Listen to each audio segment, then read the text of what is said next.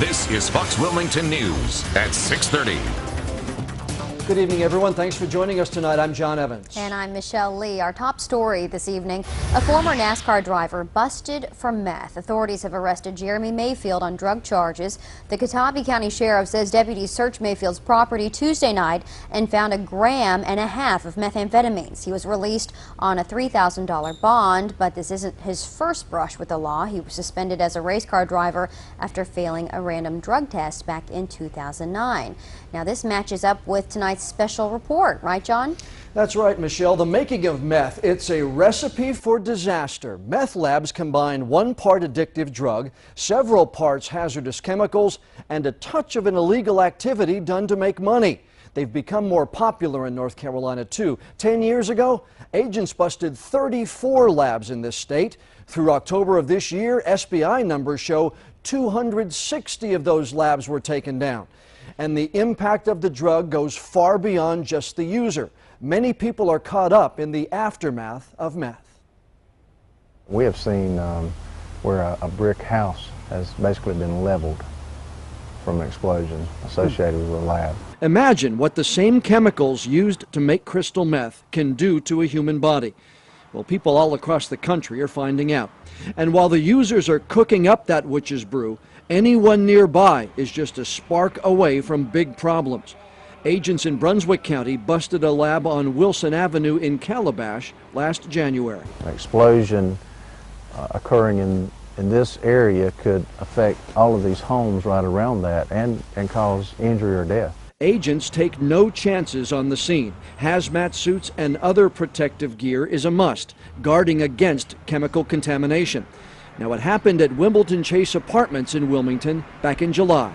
It's never very good for a property manager when they get the 911 call. Cindy Harrison is the property manager. She saw what the drug did to the person who lived here. Seeing him react that evening, being under the influence, I will tell any child, any person, it's a dangerous drug. Cindy's problems did not end there. The state has rules on how to clean meth labs. It becomes the owner's responsibility. They have to make sure it's cleaned to the state standards before anyone can move back in.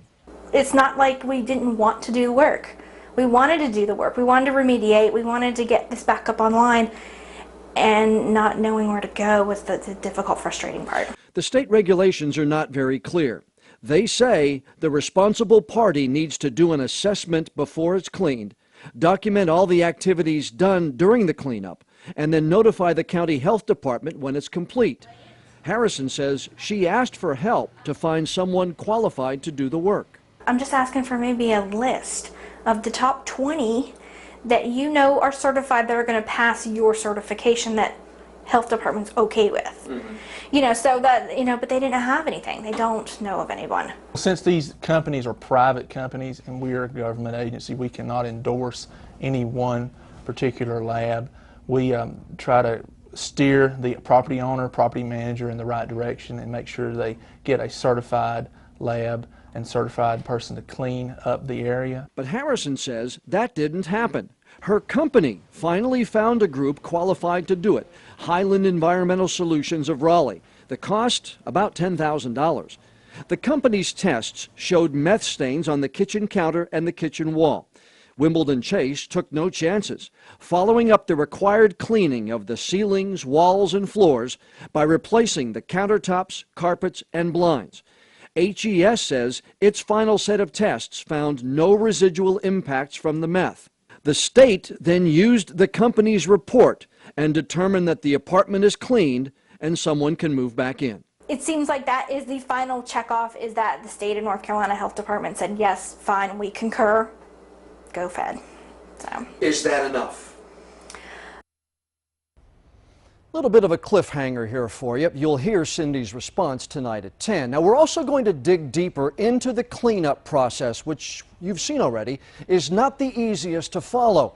And we'll also hear whether more needs to be done to make sure these places, meth labs, are safe to live in once they're cleaned.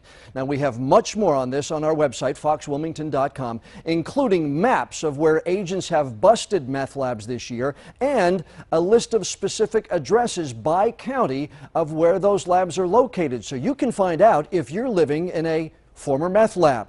Just click on this story on the homepage of foxwilmington.com. Michelle?